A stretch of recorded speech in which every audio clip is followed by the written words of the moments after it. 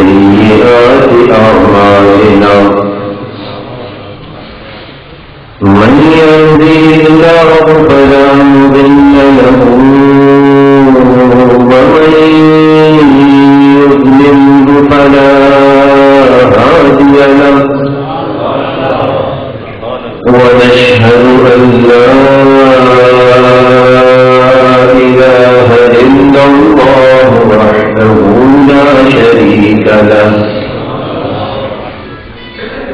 لا ند له ولا ضد له ولا مثل له ولا مثال له سرمدي أبدي أبدي دهري دينوني لا أول له ولا آخر له ونشهد أن سيدنا وسندنا وحبيبنا وطبيبنا ومولانا وملجأنا أعلانا وأولانا وسيدنا ومولانا محمدا عبده ورسوله أما بعد فأعوذ بالله من الشيطان الرجيم بسم الله الرحمن الرحيم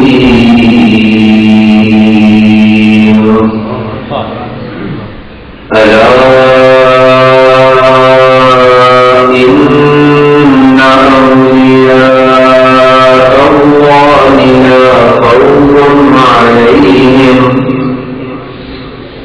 لا خوف عليهم ولا هم يحزنون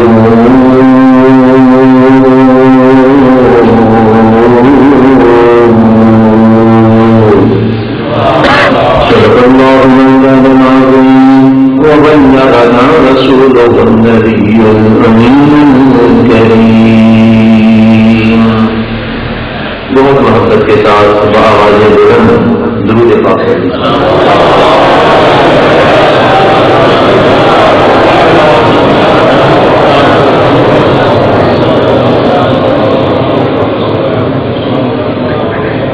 میرے آقا نے ارشاد فرمایا اسمع صلاۃ اہل محبتی ہے قرآن. مجھ سے محبت کرنے والا جہاں بھی درود پڑھتا ہے میں خود اس کے ضرور کروں گا. کبھی ہماری بھی حاضری ہو ہی جائے گی لیکن یہ کیا کام ہے کہ ہماری آواز سرکار کی بارگاہ میں حاضر ہو جائے. یہ سب اس لیے کہ سرکار سن رہے ہیں پھر محبت کا درود شریف پڑھیے.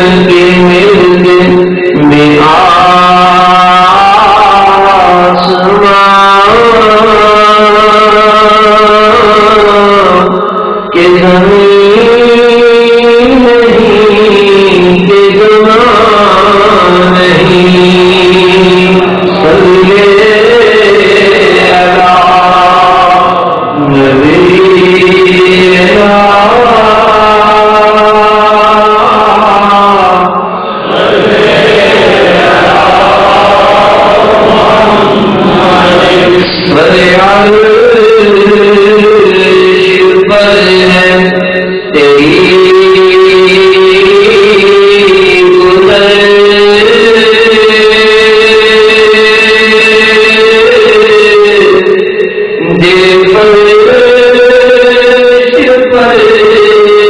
ہے تیری نظر من تو ملک میں کوئی شے نہیں ہو جو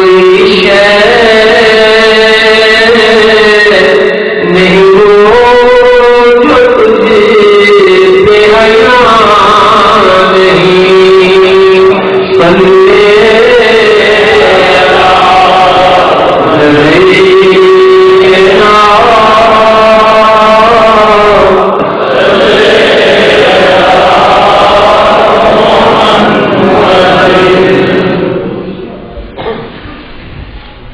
یہ تو بات ہوتے ہیں ملکوت ملک میں کوئی شے نہیں وہ جو تجھ پہ ہے. سرکار کا مقام تو بڑا بلند ہے. امام جلال الدین سیوطی رحمۃ اللہ علیہ ذکر کرتے ہیں. یہ روایت ہے حیدر کرار شیر خدا علی مرتضیٰ قدم اللہ تعالی وجہ الکریم مولانا ارشاد فرماتے ہیں کہ فاروق اعظم رضی اللہ تعالی عنہ کا دور خلافت ہے.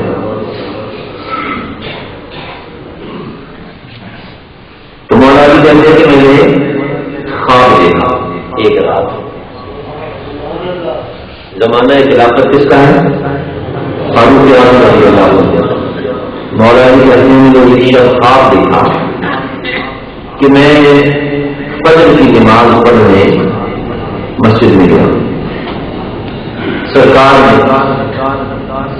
امامت فرمائی. نماز پڑھانے کے بعد سرکار غلاموں کی طرف متوجہ ہوئے. جیسی صاحب بزرگ ان کا چہرہ آپ کی طرف ہے.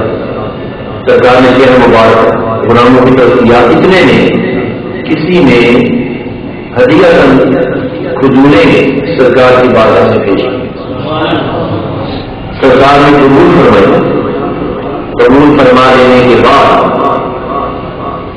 میرے آقا نے ارشاد فرمایا علی اپنا منہ تو کرو. اپنے دستے مبارک سے سرکار نے ایک کھجور مجھے کھلائی. پھر دوسرا دانا اٹھایا وہ بھی مجھے کھلا دیا. دو کھجوریں صحیح مولانا کہتے ہیں میری آنکھ ہو گئی. لیکن جب میں جاگا تو ان کھجوروں کا ذائقہ میرے منہ میں موجود ہے. میرے منہ میں مولانا کہتے ہیں آنکھوں سے کچھ دیر کے بعد واقعہ فجر کا وقت ہوا. میں مسجد گیا تو مسلح پر کون ہے؟ حضرت فاروق اعظم رضی اللہ تعالیٰ. شیر خدا کہتے ہیں کہ امیر المومنین حضرت عمر نے نماز پڑھائی.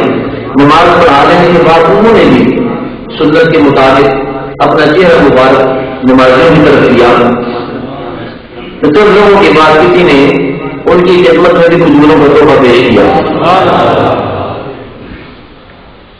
فاروق اعظم رضی اللہ تعالیٰ نے تحفہ قبول کیا. چندر نے سوچا پھر ارشاد کر فرمایا اے علی ذرا اپنا منہ تو کھولیے. ایک پھر دوسرا گانا اٹھایا وہ بھی کھلا دیا. پھر خاموش ہو کر بیٹھ گئے. اب مولانا کہتے ہیں میرے دل میں یہ تمنا پیدا ہوئی, خواہش آئی میرے دل میں, یہ خیال ہوا کہ رات تو خواب تھا, جاگا تو خواب ٹوٹ گیا. اب تو میں بیدار ہوں اور کھجوریں سامنے ڈھیر ساری موجود ہیں. کیا ہی اچھا ہو اگر جناب عمر مجھے چند کھجوریں اور بھی کھلا دیں. علی کہتے ہیں میرے سوچنے کی دیر تھی. حضرت عمر میری طرف متوجہ ہوئے تو میں علی میں آپ کو اور کھجوریں ضرور کھلاتا اگر رات میرے ہاتھوں میں بھی کھلائی ہوتی. آج کوئی ہمارے پاس سو رہا ہو, ہم نہیں جان سکتے اس نے کیا خواب دیکھا. میں آپ کے سامنے ہوں, کوئی نہیں بتا سکتا کہ میرے دل میں کیا خیال ہے. علی نے خواب گھر میں دیکھا, عمر وہ بھی جانتے ہیں. خیال دل میں آیا, عمر وہ بھی جانتے ہیں. ارے یہ شان ہے خدمت گاروں کی, تو سردار کا عالم کیا ہوگا.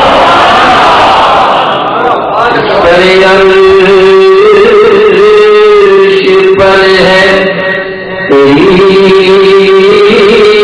گزر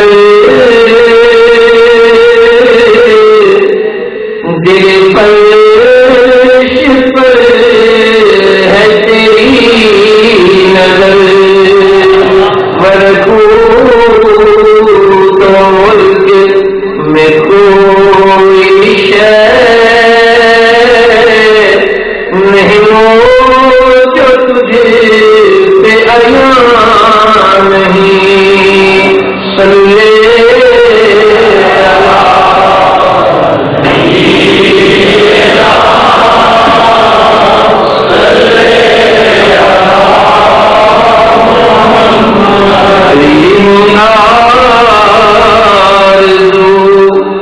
جو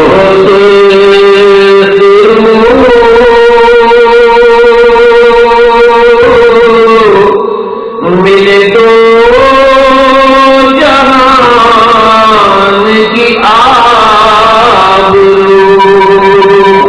میں کہوں غلام آپ کا وہ کہے کہ ہم کو قبول ہے صلی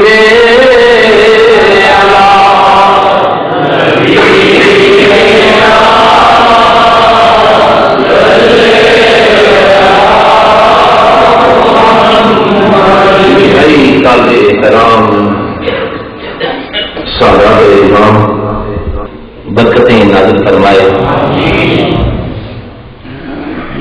جو بانی ہمارے بزم میلاد مصطفیٰ صلی اللہ علیہ وسلم کے بلکہ اس بزم کی جان میرے بھائی جانی صاحب ان کی تمنا اور خواہش تھی کہ آج کی اس محفل کو منسوخ کیا جائے شہنشاہ بخارا حضرت سید بہاؤالدین نقشبند رحمۃ اللہ علیہ کی ذات بابرکات کے ساتھ. اس اعتبار سے آج کی یہ روحانی وجدانی عرفانی محفل انعقاد پذیر ہے اور میں تھوڑا سا مشکل محسوس کر رہا ہوں اس اعتبار سے کہ اتنی نسبتیں حاصل ہیں اس محفل کو تو میں کون سا گوشہ چھیڑوں اور کون سا گوشہ چھوڑوں.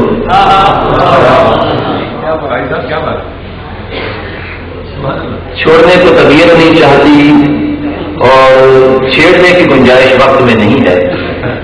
میں چاہوں گا اگرچہ یہ حکمت خطابت کے خلاف ہے مختلف باتیں کی جائیں تو سننے والے کا ذہن منتشر ہوتا ہے لیکن جب ساری باتیں گھوم کر ایک ہی مرکز پہ آتی ہوں تو پھر کچھ آسانی بھی ہو جاتی ہے. جی اب محفل میں سادات بھی موجود ہے ضروری ہے کہ عظمت سادات کا بھی ذکر ہو لیکن یہ مسئلہ بھی حل ہو گیا کہ جس بادشاہ ولایت کا ذکر کرنا ہے وہ خود بھی حسینی پھول ہے. اس اعتبار سے گفتگو یقیناً کسی ایک محل پر رہ سکتی ہے. میں کوشش کروں گا کہ ان تمام پہلوؤں کو ٹچ کرتا ہوا میں اپنی گفتگو کو بڑے اختصار کے ساتھ مکمل کر لوں. بنیادی بات جو ذہن نشین رکھنے کے لائق ہے کہ ہماری عقیدتوں چاہتوں اور محبتوں کا مرکز محبوب خدا صلی اللہ علیہ وسلم کی ذات اقدس ہے. جس کی سرکار سے نسبت ہے وہ ہمارے لیے لائق احترام ہے. محبتوں کے چشمے وہیں سے پھوٹتے ہیں اور عقیدتوں کا خراج بھی وہیں پر ادا ہوتا ہے. دنیا میں احترام کے قابل ہیں جتنے لوگ میں سب کو مانتا ہوں مگر مصطفیٰ کے بعد سرکار ہی کی ذات ہماری محبتوں کا مرکز و محور ہے. خلفائے راشدین کا ذکر ہوتا ہے، احترام اور محبت کے ساتھ ان کا ذکر ہوتا ہے، اس لیے ہوتا ہے کہ وہ اصحاب محمد ہیں صلی اللہ علیہ وسلم۔ حسنین کریمین کا ذکر ہوتا ہے، حیدر و زہرا کی بات ہوتی ہے، اس لیے ہوتی ہے کہ اہل بیت محمد ہیں صلی اللہ علیہ وسلم۔ اور اگر غریب نواز اجمیری کی بات ہوتی ہے، داتا حجویری کی بات ہوتی ہے، غوث جلی کی بات ہوتی ہے، مہر علی کی بات ہوتی ہے، شہنشاہ بخارا کی بات ہوتی ہے، تو یہ محبتوں کا ذکر بھی اس لیے ہوتا ہے کہ یہ اولیاء امت محمد ہے صلی اللہ علیہ وسلم۔ سرکار کی ذات مرکز و محور، اللہ نے اپنے محبوب کریم صلی اللہ علیہ وآلہ وسلم کو تمام انبیاء میں بھی ایک نرالی شان عطا فرمائی، یعنی عام آدمی تو تصور بھی نہ کرے، کسی کے ذہن میں یہ وہم و گمان اور وسوسہ جگہ ہی نہ پائے کہ ہم ان کے جیسے، یہ بھی ہے نا بیماری، یہ بیماری بھی پائی جاتی ہے، وہ بھی انسان ہے ہم بھی انسان ہیں، ان اللہ و انا الیہ راجعون۔ یہ گمان بھی نہ کسی کے دل میں آئے کہ ہماری تو کیا اوقات ہے، سب انبیاء میں بھی مصطفیٰ جیسا نہیں ہے، سب انبیاء میں بھی کوئی حضور جیسا ہو نہیں سکتا۔ اللہ نے اپنے محبوب کو اپنی ذات اور صفات کا مظہر بنایا اور اس شان کے ساتھ دنیا میں مبعوث کیا۔ انبیاء کس لیے آئے؟ دنیا کو گمراہی کے اندھیروں سے نکالنے کے لیے، انہیں ہدایت کا نور عطا کرنے کے لیے، انہیں دوزخ سے بچانے کے لیے، جنت کی راہ پر چلانے کے لیے، صراط مستقیم دکھانے کے لیے انبیاء جلوہ فرما ہوتے رہے۔ لیکن جب بھی کوئی نبی، جب بھی کوئی رسول دنیا میں آیا ہے نا، ہمارے لیے نبی رسول ہے، اللہ کا بندہ۔ آپ شہادت دیتے ہیں نا، اشہد ان محمدا عبدہ ورسولہ صلی اللہ علیہ وسلم۔ کیسا حسین تعارف ہے، بندہ ہے تیرے میرے جیسا نہیں، بندہ اس کا، ہمارا آقا، بندہ اس کا ہمارا آقا۔ آخر رضا نے اپنے سخن اس پہ کر دیا کہ خالق کا بندہ خلق کا آقا کو بندگی انبیاء اور مرسلین بھی نبھاتے رہے۔ کبھی تاریخی انبیاء پر اگر نظر کیجیے پھر آپ کو شان مصطفیٰ کا اندازہ ہوگا۔ آدم علیہ السلام صفی اللہ، کیسی شان والا نبی ہے کہ پروردگار عالم نے اپنے دست قدرت سے ان کا پیکر خاکی تیار کیا، اپنی روح ان میں پھونکی، انہیں علم عطا کیا، انہیں فرشتوں سے سجدہ کروایا۔ کیسی شان ہے، مسجود ملائک اتنی شانیں دے کر، لیکن پھر فرمایا نہیں، اے آدم یہ تو ہماری عطا تھی نا، لیکن ہماری رضا چاہیے تو 300 سال تک گریا اور داری کرنا ہوگی، آنسو بہانے ہوں گے۔ آدم علیہ السلام نے کیا کہا؟ نہیں مولا یہ سودا قبول نہیں، یہ دین مجھے پسند نہیں۔ اب کی مولا جیسے تو آ گئی، جیسے تیری رضا ویسے میری رضا۔ نوح علیہ السلام اللہ کے پیارے نبی، پیارے رسول، کیا شان عطا کی کہ نوح جو تیری کشتی میں بیٹھ گیا اس کا بھی بیڑا پار ہو جائے گا، مگر میری رضا کے لیے اپنے لخت جگر کو طوفان کی موجوں میں ڈوبتے دیکھنا پڑے گا۔ عرض کی مولا جیسے تیری مرضی ویسے میری مرضی۔ اے ابراہیم میرا خلیل ہوگا، میرا پیارا پیغمبر ہوگا، مگر میری رضا کے لیے نارے نمرود میں کودنا پڑے گا۔ عرض کی مولا جیسے تیری مرضی ویسے میری مرضی۔ اے اسماعیل بڑی شان عطا کروں گا، میرا نبی ہوگا، پیارا پیغمبر ہوگا، تیری اولاد میں اپنے حبیب آخر الزمان کو بھی پیدا کروں گا، مگر میری رضا کے لیے باپ کی چھری کے نیچے لیٹنا پڑے گا۔ عرض کی مولا جیسے تیری مرضی ویسے میری مرضی، اے یعقوب میرا برگزیدہ پیغمبر ہوگا، تجھے 12 بیٹے عطا کروں گا جن میں یوسف جیسا حسین پیغمبر بھی ہوگا، مگر میری رضا کے لیے اسی بیٹے کی جدائی بھی گوارا کرنی ہوگی۔ عرض کی مولا جیسے تیری مرضی ویسے میری مرضی، اے یوسف تجھے حسن عطا کروں گا، نبوت عطا کروں گا، مصر کی بادشاہی عطا کروں گا، مگر میری رضا کے لیے کبھی زلیخا کے الزام سہنے ہوں گے، کبھی مصر کے قید خانے جھیلنے پڑیں گے۔ عرض کی مولا جیسے تیری مرضی ویسے میری مرضی، اے زکریا میرا پیغمبر ہوگا، میرا نبی ہوگا، مگر میری رضا کے لیے آرے میں چرنا پڑے گا۔ عرض کی مولا جیسے تیری مرضی ویسے میری مرضی، اے موسیٰ میرا نبی ہوگا، رسول ہوگا، صاحب شریعت ہوگا، اپنے ساتھ ہم کلامی کا شرف بھی عطا کروں گا، مگر میری رضا کے لیے فرعون کے گھر میں پڑنا پڑے گا۔ عرض کی مولا جیسے تیری مرضی ویسے میری مرضی، غرضے کے آدم سے عیسیٰ تک ہر نبی پیغمبر بھی مقام ابدیت پر پہنچ کر یہ اعلان کرتا رہا کہ مولا جیسے تیری مرضی ویسے میری مرضی، مگر وہ خالق اور مالک کائنات کی ارشاد فرماتا ہے محمود جیسے تیری مرضی ویسے میری كلهم يطلبون رضاي وانا اطلب رضاك يا محمد صلى الله عليه وسلم۔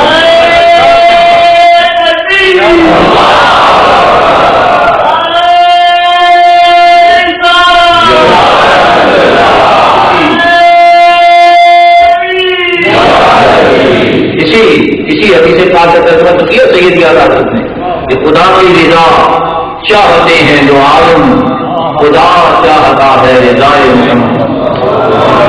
اس شان کے ساتھ اللہ نے نوازا کہ سب انبیاء میں بھی کوئی آپ کی مثل نہیں، اور صرف یہی نہیں کہ آپ کی ذات بے مثال ہو، جس کی نسبت بھی میرے آقا کے ساتھ ہو گئی آپ نے اسے بھی بے مثال کر دیا، اسے بھی بے مثال کر دیا۔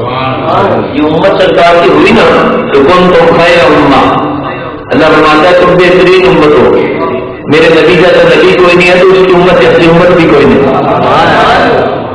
اصحاب رسول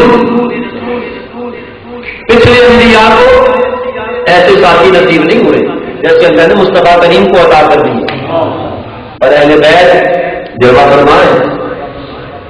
میں چاہوں گا عقیدت پھول آل رسول کی بارگاہ میں پیش کروں۔ انما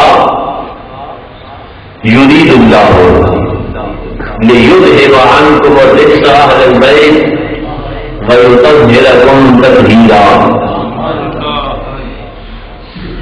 انما یرید اللہ، بے شک یہ کلمہ حسر ہے، اللہ ارادہ ہی یہ فرماتا ہے لیذھب عنکم الرجس اہل البیت، اے نبی کے گھر والوں کہ ہر نجاست کو تم سے دور کر دے، ویطہرکم تطہیرا، اور تمہیں ایسا پاک کر دے جیسا پاک کرنے کا حق ہوتا ہے۔ ارادہ کرنے والا کون ہے؟ اللہ، اور اللہ کا ارادہ ہمارے ارادے جیسا نہیں کہ ارادے باندھتا ہوں، سوچتا ہوں، توڑ دیتا ہوں، کہیں ایسا نہ ہو جائے کہیں ویسا نہ ہو جائے، یہ ہمارے ارادے ہیں۔ رب کا ارادہ کیا ہے؟ انما امرہ اذا اراد شیئا ان یقول لہ کن فیکون، بس اس کا ارادہ ہو جائے تو ایک کن کی تاثیر ہوتی ہے، ہو جاتا ہے۔ رب نے ارادہ کر لیا، اہل بیت رسول پاک یہ مجدہ بھی اسی گھر کے لیے ہے، کسی اور کے لیے نہیں۔ لیکن یہاں ایک عجیب بات ہے، بڑی عجیب بات ہے جی قبلہ، میں آپ سے بہت سال کم جیلم کے علاقے میں تقریر کر رہا ہوں بہت سال پہلے۔ اچھا ہمیں ایک عجیب عادت ہوتی ہے، ہمارا ماحول ہے جی، عادت یہ ہوتی ہے کہ ہمارے سامعین ماننے والے ہوتے ہیں، ہمارے سامعین ماننے والے ہاتھ چھوڑنے والے ہوتے ہیں، تو ہم بھی یہ یاد کرتے جو ہم نے کہا ان کے لیے وہی قرآن و حدیث کا ترجمہ ہے، مان لیتے ہیں لوگ۔ میں وہاں جب گیا تو کچھ میرے جانے سے پہلے کچھ ایسی وہاں پر شہرت ہو گئی تھی، خدا جانے کچھ انہوں نے مجھے اوور ایسٹیمیٹ کر دیا یہ بہت کتنے بڑے عالم دین آ رہے ہوں گے لاہور سے. میں بالکل اس وقت نوعمری تھی میری, ابھی میری تعلیم بھی مکمل نہیں تھی, تو وہاں دور دراز سے دوسرے مطلب کے لوگ بھی بڑے بڑے ان کے آئے ہوئے. اب میرے لیے جیون میں نہیں تو میں اپنے لہر میں اپنی موج میں, پھر وہ ابتدائی دور تھا, جوش کا غلبہ ہوتا ہے, ایک بہاؤ ہوتا ہے بڑی شاعرانہ دیوانہ مکفہ مسجع تقریریں کرنے کا. میں نے جب یہی آئے مبارکہ پڑھی, اب اتنے ذکر کیا اگر تو ایک صاحب بارش بڑے مدبر کے سمجھ اٹھ کے کھڑے ہو گئے. بڑی ٹھہر کر مولانا ایک بات واضح ہو گئی. میں نے کہا جی وہ کیا؟ میں نے تو ساری باتیں واضح کی ہیں. یہ ایک بات واضح ہوئی کہ جو پاک اسے کیا جاتا ہے جو پہلے پاک نہ ہو, پاک اسے کیا جاتا ہے جو پہلے پاک نہ ہو. اتنا تو آپ کو ماننا پڑے گا نا کہ اس آیت کے آنے سے پہلے وہ پاک نہیں تھے. جی پہلی مرتبہ مجھے اتفاق ہوا, کسی کو توڑنے کا سوچ ہی نہیں ہوتی نا جی, بندہ کنفیوز بھی ہو سکتا ہے, لیکن جن کا دامن کام کر ہم یہاں نمبر پہ بیٹھتے ہیں آخر وہ بھی تو دستگیری کرتے ہیں. اگر بات کا میں کتابی جواب دیتا تو شاید عوام اسے سمجھ نہ پاتے. اس کے سوال سے لوگوں کے ذہن سے ہے نا وہ قرار ہونے کا اندیشہ تھا. بس بات کہنے وصیت سے دستگیری ہوئی. میں نے اس کو کہا مولانا میں تو ابھی آپ کے مقابلے بھی بہت چھوٹا ہوں, آپ کی جتنی کتابیں میں نے نہیں پڑھی, لیکن ہم ختم درود پڑھنے والے لوگ ہیں, اور کچھ آئے نہ آئے ہمیں قرآن میں سے کل روزہ ضرور آتی ہے, آپ کو بھی آتی ہوگی. مجھے بھائی الحمدللہ میں حافظ ہوں. اچھا جی قل هو اللہ احد, کتنا اس کا ترجمہ آپ مجھے بتا دیجیے کہ جی کیا ترجمہ ہے؟ سب کہہ دو اللہ ایک ہے.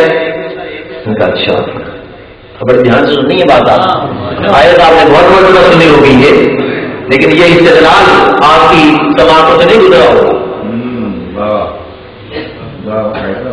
اس کا اعتراض کیا تھا کہ پاک اسے کیا جاتا ہے جو پہلے پاک نہ ہو.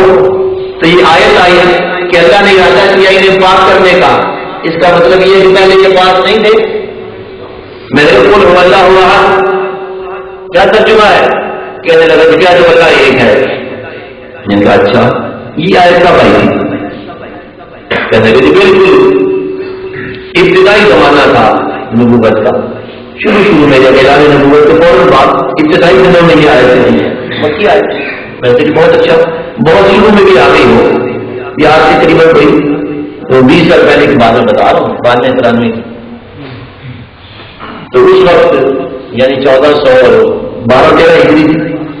تو میں نے کہا جی یہ 1412 ہجری 13 ہجری جا رہی ہے, آج سے ٹھیک 1400 سال پہلے سرکار کا وصال ہوا.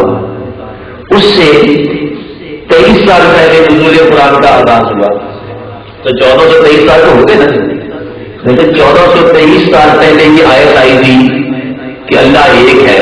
میں کہ مولانا مجھے صرف یہ بتائیے اس آیت کے آنے سے پہلے اللہ کتنے تھے؟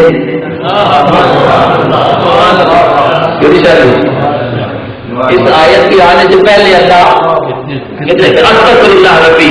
آپ سنیے تو ہر وقت شرک ہی سنتا ہے, اللہ ہمیشہ سے ایک ہے. تو میں نے کہا آیت کا مطلب کیا ہے؟ کہنے لگے اللہ ایک ہے, مگر اس معاشرے میں مشرکین رہتے تھے, انہیں سمجھانے کے لیے انہیں بتانے کے لیے آیت آئی تھی کہ اللہ ایک ہے. لیکن مولانا میں بھی تو یہی سمجھانا چاہتا ہوں کہ اہل بیت اطہار تو ہمیشہ سے ایک ہے. آیت تم جیسے لوگوں کے ذہنوں کو پاک کرنے کے لیے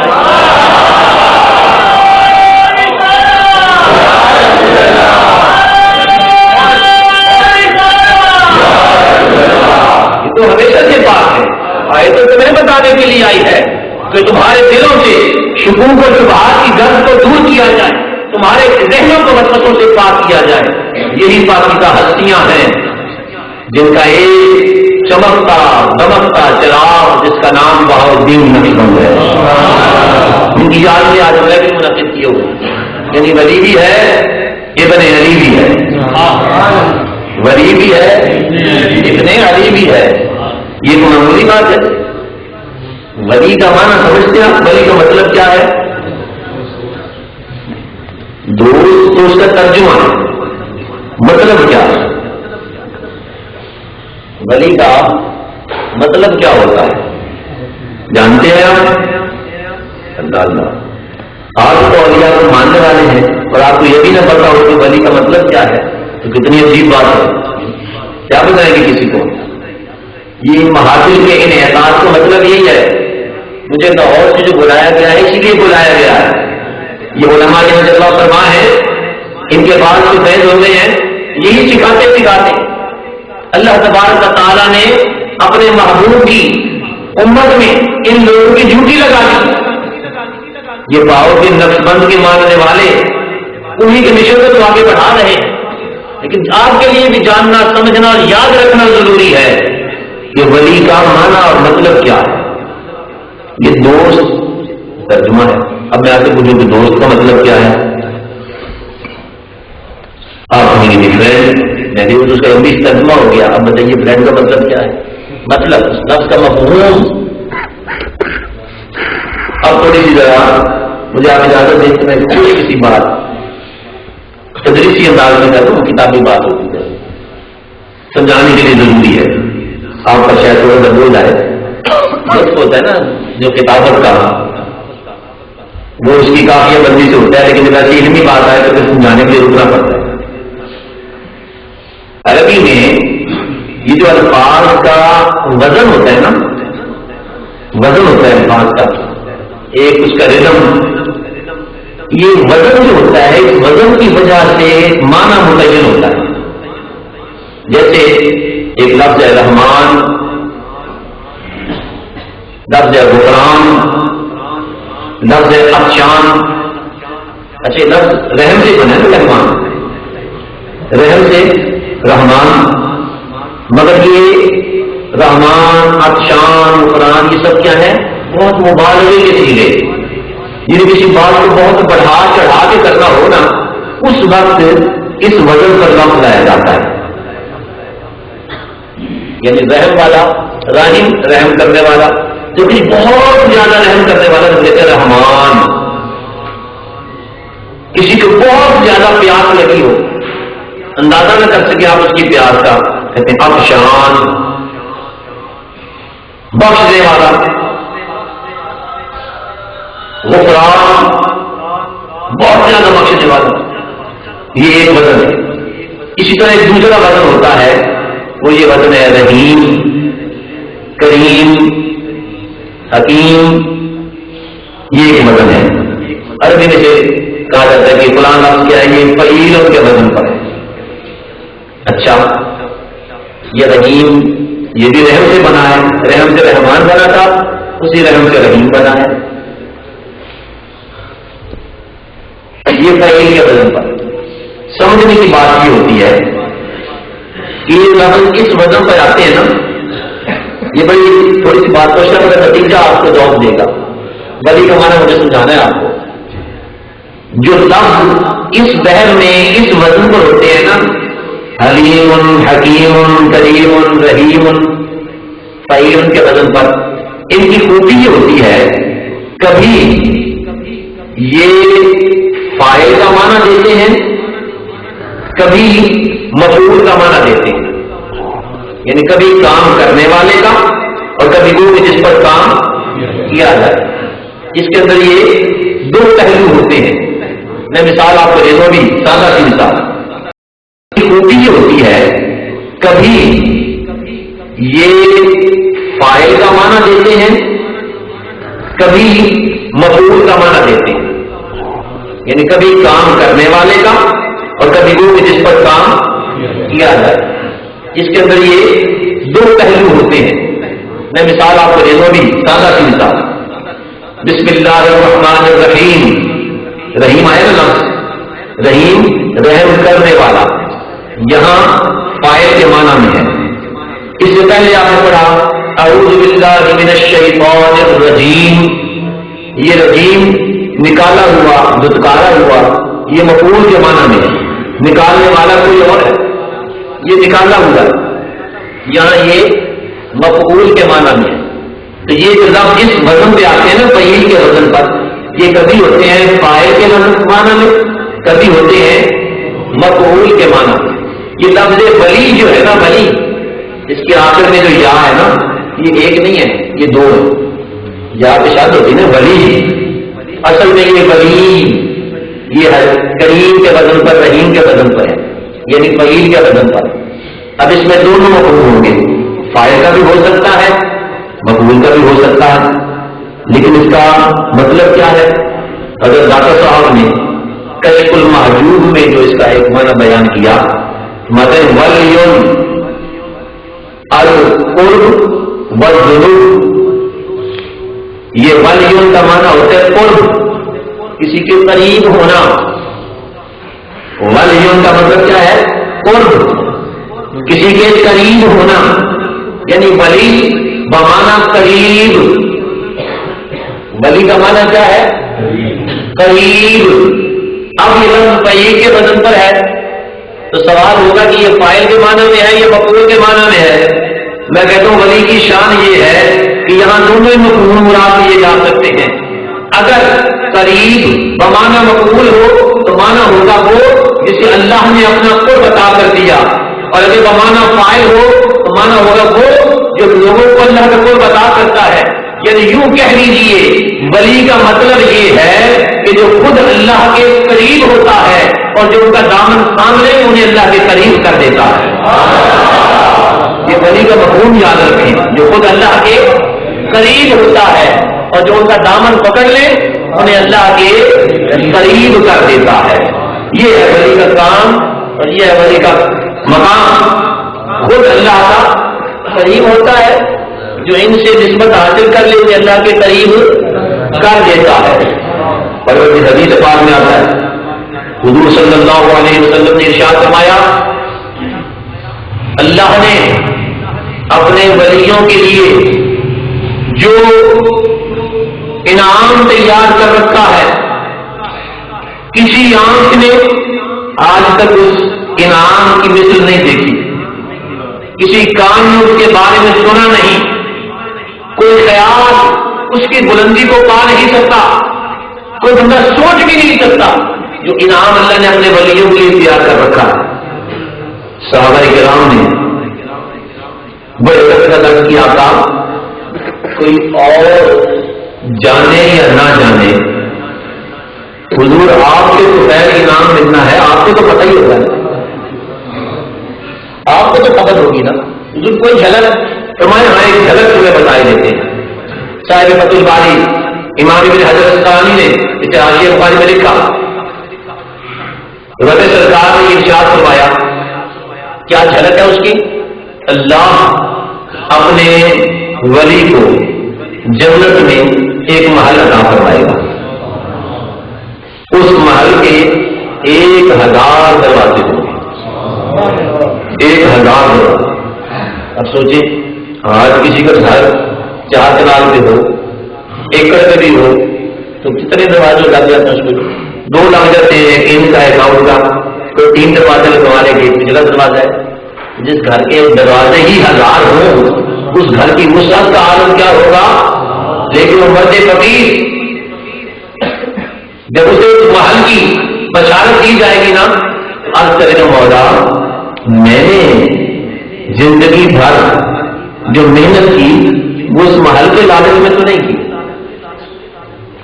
راتیں سجدوں میں گزاری تھی اس محل کے لیے نہیں، مجھے اس کی کیا حاجت ہے، مجھے تو ایک گوشہ چاہیے جہاں میں تجھے یاد کرتا رہوں. اللہ فرمائے گا میرے بندے میں بہتر جانتا ہوں تجھے کیا چاہیے کیا نہیں چاہیے.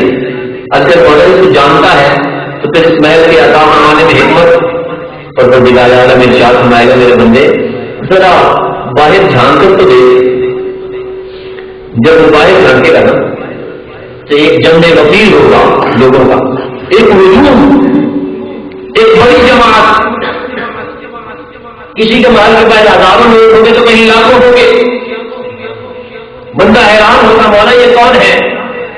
رب کائنات ارشاد فرمائے گا میرے بندے یہ وہ لوگ ہیں جنہوں نے دنیا میں تیرے ساتھ نسبت قائم کر لی تھی، تیرے ساتھ رشتہ غلامی قائم کر لیا تھا، کسی نے تجھ سے بحث کر لی، کوئی تیری ابتدا میں آیا، کوئی تیری خدمت پر معمور ہوا، کسی نے تیری خدمت کو حفظ جاں بنا لیا، ہم نے یہ محل تنے تنہا تیرے لیے نہیں سب کے لیے تجھے عطا فرمایا، جو وہاں تیرے ساتھ تھا وہ یہاں بھی تیرے ساتھ ہے، اس کا مصداق بن جائے گا کہ پر میں بندے دنیا میں جو شخص یہ تیرے دامن سے وابستہ ہو گیا ہم یہاں بھی اسے الگ نہیں کریں گے، تو بھی اس محل میں چلا جا، تیرے ماننے والوں کو بھی ساتھ دے۔ اور یہ الا ان اولیاء اللہ لا خوف علیہم ولا هم یحزنون، یہ لا الفاظ کے روز غور کیجیے گا، لا خوف علیہم ولا هم یحزنون، ان پر کوئی خوف بھی نہیں اور کوئی حزن بھی نہیں، یہ دو لفظ ہیں، خوف اور حزن۔ خوف کا معنی ڈر، حزن کا معنی ڈر، دونوں کا معنی لغوی اعتبار سے ایک ہی ہے، خوف کا معنی بھی ڈر، حزن کا معنی بھی۔ مجھے یہ خطابت میں 25واں سال ہے، ابتدا میں کبھی شوق ہوتا ہے نا جی علم منتقل کیا جائے، یہ آیت حادثہ میں لکھی ہے لا خوف علیہم ولا هم یحزنون، اللہ کے ولی کی، اللہ کے دوست کی، جو رب کے قریب ہو جاتا ہے اس کی شان کیا ہے، اسے خوف بھی کوئی نہیں، اسے حزن بھی کوئی نہیں، خوف کا معنی بھی ڈر، حزن کا معنی بھی ڈر، جب معنی ایک ہے تو لفظ دو کیوں استعمال ہوئے، دو لفظ استعمال کیوں ہوئے، کوئی تو فرق ہوگا نا۔ بارش برستی ہو میں ڈرتا باہر نہیں نکلوں گا، سفید چادر ہے خراب ہو گئی، جبا ہے بھیگ جائے گا، راستہ اندھیرا ہے میں پھسل جاؤں گا، یہ سب کچھ اپنے بارے میں ڈر، اپنے بارے میں ڈر، اسے عربی میں کہتے ہیں خوف۔ اور اگر میں گزارش کروں شادی کی آپ باہر میں جائیے گا، آپ کو یہ پیارا سا کوٹ بھیگ جائے گا، اب یہ بھی ڈر ہے مگر ان کے بارے میں اسے عربی میں کہیں گے حزن۔ اب سمجھ آئیے آپ، ایک ڈر ہوتا ہے اپنے بارے میں، ایک ہوتا ہے دوسرے کے بارے میں، جو اپنے بارے میں ہونا اس کے لیے استعمال ہوتا ہے عربی میں خوف، جو دوسرے کے بارے میں اس کے لیے آتا ہے حزن۔ اور قرآن میں کیا تو مثال دے بات پکی ہو جائے، عصا پھینکا سانپ بن گیا، دل میں ایک خوف پیدا ہوا، فرمایا لا تخف، روزہ ڈرو نہیں، یہ دشمنوں کے لیے ہے، تمہیں منتری کرے گا، لا تخف بڑا خوف کا لفظ ہے۔ اور جب افضل البشر بعد الانبیاء کی تحقیق سیدنا ابو بکر صدیق رضی اللہ تعالیٰ عنہ آپ غالب طور میں ہیں، دشمن آپ ہوں گے رات کے بہانے پر۔ اب غالب طور آپ نے دیکھا ہے جس جگہ وہ جانتے ہیں وہ پہاڑ پہ جا کے پھر ایسے نیچے کی طرف کوٹھی بنی ہوئی ہے تو ڈھانا اس کے سامنے ایسے ہوں ہے۔ روایات میں آتا ہے کہ کچھ کھوجی مشرکین مکہ وہ وہاں تک پہنچ گئے، حتیٰ کہ ان کی یہ پنڈلیاں جو ہے نا یہ اندر نظر آ رہی تھی۔ صدیق اکبر نے سرکار کی بارگاہ میں عرض کی حضور یہ تو یہاں تک پہنچ گئے، میرے ماں باپ آپ سے قربان آتا اگر یہ جھک کر دیکھیں تو ہم کو یہ نظر آ جائیں گے، فرمایا یہ جھکنے والی قوم نہیں ہے، نہ یہ جھکیں گے نہ ہمیں دیکھیں گے، دیدار تو جھکنے والوں کو نصیب ہوتا ہے نا، دیدار تو جھکنے والوں کو نصیب ہوتا ہے، نہ جھکیں گے نہ دیکھیں گے۔ فرمایا لا تحزن، قرآن کے لفظ ثانی اثنین ہما فی الغار اذ یقول لصاحبہ لا تحزن، اے ابو بکر حزن نہ کر، یہ لا تخف نہیں ہے، خوف کا لفظ نہیں ہے، حزن ہے۔ وہ آقا عالم صلی اللہ علیہ وآلہ وسلم ساری کائنات پر تھا، نہ اپنوں کا ڈر ہوگا، ترجمہ یاد رہے گا آپ کو؟ خبردار جو اللہ کے ولی ہوتے ہیں نا، نہ انہیں اپنا کوئی ڈر ہوتا ہے نہ اپنوں کا کوئی ڈر ہوتا ہے. حضرت بہاؤالدین نقشبند رحمۃ اللہ علیہ آپ کا قول موجود ہے کتاب میں. آپ نے فرمایا کہ میرے رب نے مجھ سے یہ وعدہ کر لیا، میرے رب نے مجھ سے یہ وعدہ کر لیا کہ جس نے مجھے پانی نہیں پلایا ہے میں کل قیامت کے دن اس کی بھی شفاعت کروں گا. نہ انہیں اپنا ڈر نہ انہیں اپنوں کا ڈر. یہ تو ولی ہر ولی کی شان ہے نا، جو ولیوں کو بھی سرتاج ہو، جنہیں اللہ نے ایک کلیم ولایت کی بادشاہی اور تاجداری عطا کر دی ہو. ایک سمرانی بزرگ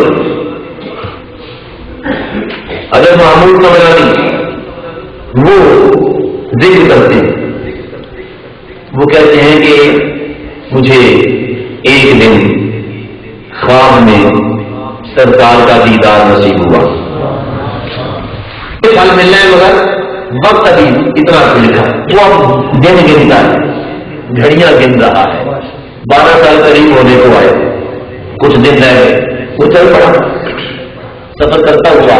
جب آپ کی خدمت میں حاضر ہوا نا، ابھی مجلس سجی ہوئی ہے، حضرت تشریف لائے، اتنا خوبصورت نورانی چہرہ، انہوں نے بولا کہ یاد تازہ ہوتی ہے لیکن میں جانتا نہیں، میں پہچانتا نہیں، نام کیسے دوں؟ ایک اللہ والوں کی شان تو دیکھیے نا.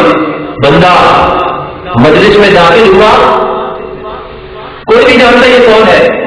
شہنشاہ بخار فرمایا آ بھائی آ تو گیا لیکن ابھی 3 دن باقی ہیں، ابھی 3 دن. اللہ اللہ کہاں 12 سال کی بات، وہ خود بھی دنوں کی گنتی بھول گیا ہوگا، لیکن اللہ والوں کو بلایا نہیں جاتا. ان کی شان اور مقام تو دیکھیے جو یہاں رہ کر دنوں کی گنتی سے آگاہ ہے. بھلا بتائیے کہ آخرت کے میدان میں ہمیں بھول جائیں گے؟ کبھی ایسا نہیں ہو سکتا، کبھی ایسا نہیں ہو سکتا. اپنے شہر کی خدمت میں آپ حاضر ہوئے. پوستین آپ کو سمجھتے ہوں گے، پوستین تو بہت آتی ہے افغانستان سے بھی، تم سردی کے موسم میں لوگ پہنتے ہیں. بخارا تو ویسے بہت ٹھنڈا علاقہ، سردی بہت زیادہ وہاں پہ سردیوں کے موسم میں ہوتی ہے، لوگ پہنتے ہیں بہت پوستین. آپ نے وہ پوستین پہن رکھی ہے تو کچھ پرندے بھی شکار کیے ہوئے تھے، اس کی آستین میں اس کی جیب میں رکھے ہوئے تھے. آپ حاضر خدمت ہوئے. حضرت نبی صلی اللہ علیہ وسلم کی بات آگ جل رہی ہے. شیخ نے توجہ کی، آپ پر ایک وجدانی کیفیت ہوئی، ان کی توجہ سے، مرشد کامل کی توجہ سے ایک وجدانی کیفیت آپ پر طاری ہوئی. وہ پوستین آپ نے اس وجد میں آپ کو اتاری، آگ میں بیٹھ. جب وہ کیفیت تبدیل ہوئی نا، اگر کچھ کے تشریف لے گئے یہ بھی پیچھے پیچھے، تو شیخ کامل نے فرمایا بہاؤالدین وہ اپنے پوستین تو اٹھا لاؤ، اپنا لباس. عرض کی حضور وہ تو آگ میں جل گئی ہوگی. فرمایا نام جسے بہاؤالدین تیرے ساتھ نسبت ہو گئی ہے نا، آپ اسے جلاتی نہیں ہے. تیرے بدن کے ساتھ نسبت ہو گئی، آگ کا کیا کام اسے جلائے؟ کیسے جلا سکتی ہے؟ معلوم ہوا کہ جن اللہ والوں کے ساتھ ایک ادنا ملاقات، ایک ادنا نسبت محض مست کرنے کی برکت سے اگر یہ دنیا کی آگ اس کپڑے کو نہیں جلاتی ہے تو جس دل میں ان ولیوں کی محبت بڑھ جائے، بڑا بتائیے دوزخ کی آگ کہاں جلاتا ہے؟ لیکن شرط یہ ہے محبت صادق ہو، عشق کامل ہو، اور وہ صرف نام لینے کا نام نہیں، محبت اتباع کا نام ہے، محبت فرما برداری کا نام ہے، محبت پیروی کرنے کا نام ہے. ان المحب لمن یحب یطیعہ، سچا محب وہ ہوتا ہے کہ جس کے ساتھ محبت کرتا ہے پھر اس کی اطاعت بھی کرتا ہے، پھر اس کا کہنا مانتا ہے، پھر اس کی پیروی کرتا ہے، اس کی راہ پر چلتا ہے. عبداللہ بن عمر رضی اللہ تعالیٰ عنہ دیکھی ہے. آج بھی ہمیں ضرورت ہے اس روشنی کی، ہمیں ان اندھیروں میں ضرورت ہے اس نور کی، اس چراغ کی حاجت ہے. لیکن وہ چراغ روشن نہیں ہو سکتا جب تک ہم اپنے اعتقاد اور اپنے اعمال کی اصلاح نہ کر لیں. سچا عقیدہ اختیار کیجیے. آج سنت کا وہ عقیدہ جو 1400 سے منتقل ہوتا ہوا ہم تک پہنچا، اور وہ عمل جو صحابہ کرام نے حضور علیہ السلام کے حکم پر بجا کر دکھایا، پروردگار عالم ہم سب کو وہی عقیدہ اور عمل عطا فرمائے۔ لیکن یاد رکھیے وہ عقیدہ وہ عمل نصیب نہیں ہو سکتا جب تک کہ کسی اللہ والے کا دامن ہاتھ میں نہ آ جائے۔ جب تک کہ وہ اللہ والے کا دامن ہاتھ میں وہ ہاتھ میں ہوگا نا تو پھر آپ کو پتہ چلے گا عقیدہ کیا ہے، عمل کیا ہے۔ حفاظت بھی تبھی ہوتی ہے، ورنہ تو دولت مل جائے چھین جانے کا بھی خطرہ ہوتا ہے، چھین بھی جاتی ہے۔ امام فخر الدین رازی رحمہ اللہ تعالی اپنے وقت کا اعلیٰ ترین مفسر، بلکہ ہر وقت کا، آج بھی تفاسیر میں آپ دیکھیے ان کی تفسیر کی مثال نہیں، اصل نام ہے تفسیر کا مفاسر الغیب، لیکن اپنی عظمت اپنی بزرگی کی وجہ سے مشہور ہے تفسیر کبیر، منطق کا بادشاہ، فلسفے کا امام، مفسر، محدث، متکلم، اتنا عظیم آدمی۔ دل میں خیال آیا فلسفے کی گٹیاں بہت سلجھا لی، منطق کی بہت کوششیں کر لی، ذرا دل کی دنیا میں بھی جھانکنا چاہیے نا، اپنے من میں ڈوب کر تازہ سراغ زندگی، اس وہ بھی تو سراغ چاہیے نا۔ کسی اللہ والے کے پاس چلتے ہیں، بڑا شہرا ہے اس وقت میں، اگر نجم الدین کبرا رحمۃ اللہ علیہ ان کے پاس حاضر ہو گئے، حضرت قبول فرمائیے غلامی، بیعت کرنا چاہتا ہوں۔ شیخ نجم الدین کبرا رحمۃ اللہ علیہ نظر کر کے دیکھا، فرمایا تیری عادت قبول ہوگی، شرط ہے ہماری کہ اپنا علم اور عقل ادھر گھر چھوڑ کے آ۔ یہ بڑا حجاب ہوتا ہے نا، تربیت کرنے والا بہتر جانتا ہے، مریض تو 1000 اعتراض کرتا ہے ڈاکٹر پر، تزکیہ کرنا ہمارا کام ہے، لیکن یہ علم رکاوٹ بنے گا، تو ہر چیز کو عقل کے ترازو پہ تولے گا، یہ علم والوں کو چھوڑ کے آ۔ بلکہ حضور عقل کی وجہ سے تو میں نے اتنی گتھیاں سمجھائی، اور علم ایک ہے جس نے مجھے اتنی عزت اور شہرت عطا کی، ساری زندگی کی یہ کمائی کیسے چھوڑ دوں؟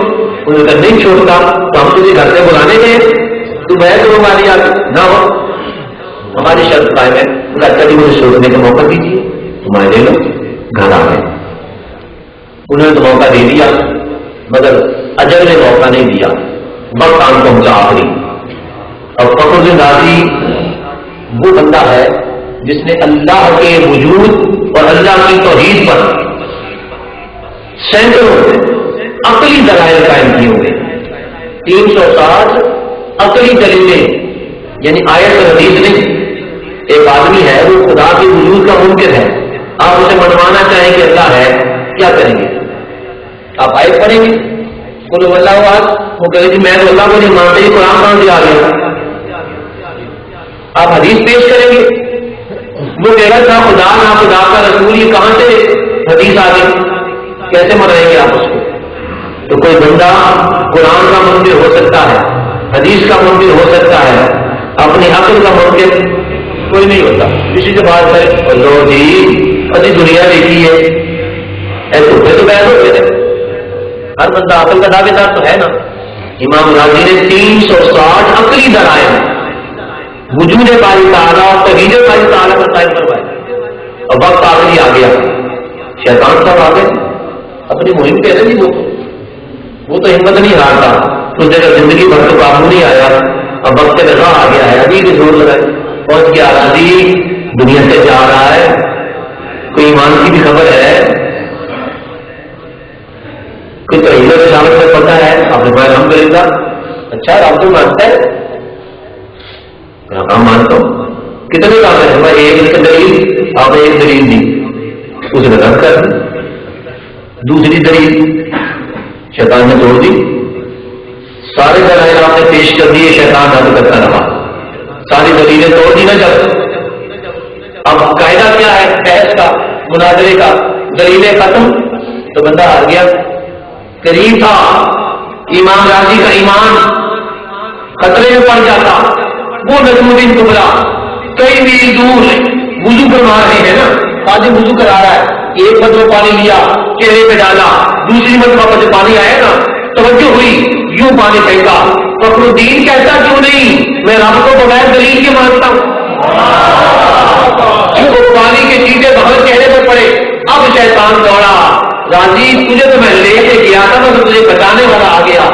بعد میں دلیلوں نے کہا حضرت راضی تو علم کے گھمنڈ میں آیا تھا، عقل کے چکر میں تھا، بیعت بھی نہیں کی، پھر آپ نے اتنا کرم کیا، پھر آپ نے ایسی دستگیری کی، اس مہربانی کی وجہ آپ نے فرمایا کہ وہ بیعت تو نہیں ہوا تھا مگر نیک نیتی کے ساتھ آیا تو تھا نا، اگر آج ہم اس کی نگہبانی نہ کرتے قیامت میں دنیا کہتی کہ اللہ والوں کے پاس جانے کا فائدہ ہی کوئی نہیں ہوتا، آج ہم بتا دینا چاہتے ہیں بیعت نہیں ہوا تو کیا ہوا، آنے کا اتنا فائدہ تو ہے نا کہ دنیا سے ایمان سلامت لے کر جاتا، یہ ہمارا فائدہ ہوتا ہے۔